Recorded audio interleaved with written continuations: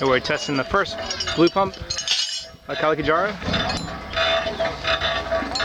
Priming the pipes for the first time.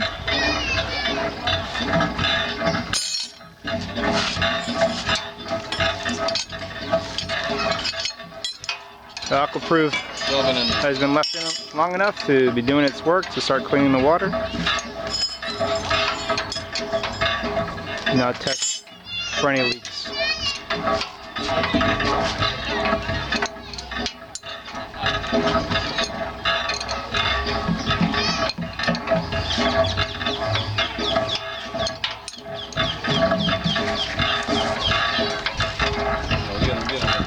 There we go.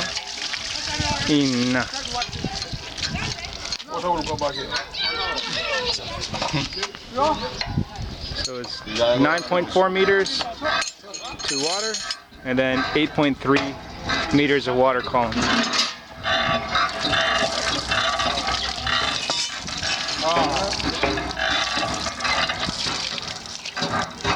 The water quality will improve as they start pumping out the sediment that's on the top later.